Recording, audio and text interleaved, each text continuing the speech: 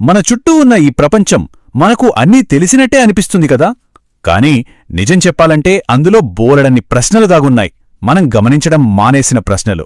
మనం రోజూ చూసే ఎన్నో సింపుల్ విషయాల వెనక ఒక లాజిక్, ఒక స్టోరీ ఉంటుంది.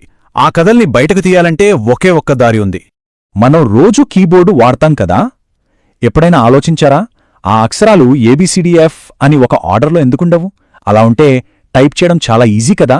అయినా సరే మనం ఈ క్వర్టీ పద్ధతినే ఎందుకు ఫాలో అవుతున్నాం? దీని వెనుక కారణమేంటంటే పాతకాలపు టైప్రైటర్లు. వాటిలో కీస్ జామ్ అవ్వకుండా ఉండేందుకు ఇలా డిజైన్ చేశారు. టెక్నాలజీ కొన్ని దశాబ్దాల ముందుకు వెళ్ళినా మనం మాత్రం ఇంకా అదే పాత పద్ధతిని పట్టుకుని వేలాడుతున్నాం. ఎందుకంటే చాలామంది ఆగి అసలు ఎందుకు అని ప్రశ్నించలేదు. ఇక్కడే ఉందసలు పాయింట్. ప్రపంచం మొత్తం ఇలాంటి రహస్యాలతోనే నిండి ఉంది. మనలో ఉండే క్యూరియాసిటీ మాత్రమే ఈ సాధారణ విషయాల వెనుకున్న అసాధారణమైన లాజిక్ను మనకు చూపిస్తుంది. ఇది కేవలం కీబోర్డ్ల గురించే కాదు, మన జీవితంలో ప్రతిదానికి వర్తిస్తుంది. కొన్నిసార్లు ఈ లాజిక్ను చాలా కష్టమైన పెద్ద పెద్ద పదాల వెనకాల దాచేస్తుంటారు. నిజానికి మనకు చాలా కాంప్లెక్స్గా అనిపించే టెక్నికల్ కాన్సెప్ట్లు కూడా చాలా సింపుల్గా ఉంటాయి. కానీ వాటిని వివరించడానికి వాడే భాష మనల్ని భయపెడుతుంది. ఫర్ ఎగ్జాంపుల్, ఎన్క్రిప్షన్ అనే పదం తీసుకోండి. వినడానికే చాలా టఫ్గా, ఏదో అర్థం కాని దానిలా అనిపిస్తుంది కదూ. టెక్స్ట్ బుక్లలో ఎన్క్రిప్షన్ గురించి ఎలా చెప్తారంటే, గోప్యతను నిర్ధారించడానికి క్రిప్టోగ్రాఫిక్ అల్గారిథమ్స్ మరియు కీలను ఉపయోగించి ప్లెయిన్ టెక్స్ట్ను సైఫర్ టెక్స్ట్గా మార్చే ప్రక్రియ. అమ్మో, ఈ పదాలు వింటేనే మనకేదో అర్థం కాదనే ఫిక్స్ అయిపోతాం కదా. కానీ దీని వెనక ఉన్న ఐడియా మాత్రం చాలా సింపుల్. దీన్ని సింపుల్గా విడగొట్టి చూద్దాం. స్టెప్ 1, ఒక మెసేజ్ రాయండి. స్టెప్ 2, దానికొక సీక్రెట్ పాస్వర్డ్తో లాక్ వేయండి. స్టెప్ 3, ఆ కీ ఎవరి దగ్గరైతే ఉందో వాళ్లు మాత్రమే దాన్ని చదవగలరు. అంతే. ఎన్క్రిప్షన్ అంటే ఇదే. చూసారా ఐడియా ఎంత సింపులో? దాన్ని చెప్పే భాష మాత్రమే కష్టంగా మార్చేసింది. ఈ సింపుల్ విషయాల్ని కష్టంగా మార్చేయడం, దాన్ని అర్థం చేసుకోలేకపోవడం, ఈ గ్యాప్ ఎక్కడ మొదలవుతుందో తెలుసా? మన చిన్నప్పుడే, మన ఎడ్యుకేషన్ సిస్టంలోనే దీని మూలాలున్నాయి. మన చిన్నప్పటి రోజులొకసారి గుర్తు తెచ్చుకుంటే మనం ఎన్ని ప్రశ్నలు అడిగేవాళ్ళం. అమ్మా, కార్లకి 4 వీల్స్ ఎందుకు, 3, 5 ఎందుకుండవు? కుర్చీలకి 4 కాళ్లే ఎందుకుంటాయి? మనలాగా 2 కాళ్లతో నిల్చోలేవా? ప్రతిరోజూ పొద్దున్నే సూర్యుడు తూర్పునుంచే ఎలా వస్తాడు? ఇలా 1, 2 ఎన్నో అమాయకమైన కాని చాలా లోతైన ప్రశ్నలు. కాని ఇన్ని ప్రశ్నలకి మనకు చాలాసార్లు వచ్చే ఒరే ఒక సమాధానం ఏంటి? అది అంతే.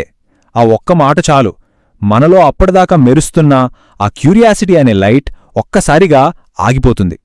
ప్రశ్నలు అడగడం వేస్ట్ అనే ఫీలింగ్ మెల్లగా స్టార్ట్ అవుతుంది. ఈ అలవాటే స్కూల్కి వెళ్ళాక ఇంకా పెద్దదవుతుంది. అక్కడ బట్టి పట్టింది అప్పజెప్తే చాలు, మార్కులొస్తాయి, అందరూ మెచ్చుకుంటారు. కాని అదే స్టూడెంట్ కాలేజీకి వెళ్ళాకు ఈ బట్టి పద్ధతి అస్సలు పనిచేయదు, ఫెయిల్ అవుతుంది. ఎందుకంటే పై చదువులకి గుర్తుపెట్టుకోవడం మాత్రమే సరిపోదు. స్కూల్లో ఏం చెప్తారు? పుస్తకంలో ఉన్నది ఉన్నట్టుగా ఫాలో అవ్వమంటారు.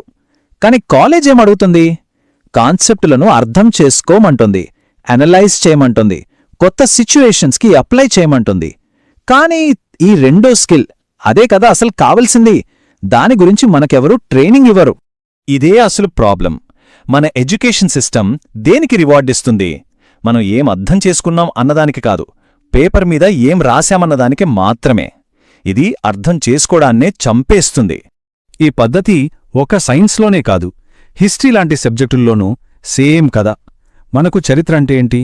కొన్ని డేట్స్, కొన్ని సంఘటనలు. ఉదాహరణకు, ఇండియాకి 1947లో స్వాతంత్రం వచ్చింది. ఓకే, ఇదొక ఫ్యాక్ట్. కాని అసలైన ప్రశ్నలు ఇవి కాదు. అసలు ప్రశ్నలివి. మరి అంతకు ముందే ఎందుకు రాలేదు? సరిగ్గా 1947లోనే రావడానికి కారణాలేంటి? అప్పటి పరిస్థితులేంటి? ఒకవేళ కొన్ని ఉద్యమాలు ఫెయిలయ్యుంటే? చూసారా, ఇలా ఎందుకు అని అడగగానే చరిత్ర అనేది డేట్సున్న పుస్తకం కాదు, అదొక బ్రతికున్న పాఠంలా మారిపోతుంది. ఒక్కసారి ఆలోచించండి. మన చరిత్రలో జరిగిన ప్రతి ఆవిష్కరణ, ప్రతి సైంటిఫిక్ బ్రేక్ త్రూ, ప్రతి సంస్కరణ, ఇవన్నీ ఎలా మొదలయ్యాయో తెలుసా? అది అంతే అని ఒప్పుకోవడానికి ఎవరో ఒకరు నిరాకరించడం వల్లే. ఎవరో ఒకరు ఎందుకు అని ధైర్యంగా అడిగారు కాబట్టే. అందుకే ఎడ్యుకేషన్ అసలు గోల్ ఏంటంటే పిల్లలకి ఫ్యాక్ట్స్ నేర్పడం కాదు, వాళ్లలో క్యూరియాసిటీని పెంచాలి, వాళ్లని రెస్ట్లెస్గా మార్చాలి, తెలుసుకోవాలనే ఆకలిని సృష్టించాలి. ఎందుకు అని అడిగే పిల్లాడు ఇబ్బంది పెట్టట్లేదు, రేపటి ఆవిష్కరణల కోసం ప్రాక్టీస్ చేస్తున్నాడు. ఇది చాలా చాలా ముఖ్యమైన పాయింట్. ఎప్పుడైతే పిల్లలు ప్రశ్నలడగడం మానేస్తారో ఆ రోజే చదువు అనేది మెల్లగా విధేయతగా మారిపోతుంది. అది నేర్చుకోవడం కాదు, కేవలం చెప్పింది చేయడమన్నమాట. ఈ ప్రపంచం ఎప్పుడూ ఉన్నదాన్ని ఉన్నట్టుగా అందరూ యాక్సెప్ట్ చేయడం వల్ల మారలేదు. ఎక్కడో ఎవరో ఒకరు ఇది ఇలాగే ఎందుకుండాలి అని ప్రశ్నించడం వల్లే మారింది. ఆ నిరాకరణ ఎందుకు అనే ఒక చిన్న ప్రశ్నతోనే మొదలవుతుంది. మనలో ఆ చిన్నప్పటి క్యూరియాసిటీ ఇంకా బతికే ఉంది. దాన్ని బయటకు తీద్దాం. మన చుట్టూ ఉన్న ప్రపంచాన్ని మళ్లీ కొత్త కళ్లతో చూద్దాం. ఎందుకంటే నేర్చుకోవడమనేది ఒక డెస్టినేషన్ కాదు, అదొక జర్నీ. ఆ జర్నీకి ఫ్యూయల్ ఏంటో తెలుసా? ఎందుకు అనే ఒక్క ప్రశ్న. సో దాన్ని అడగడం ఎప్పుడూ ఆపకండి.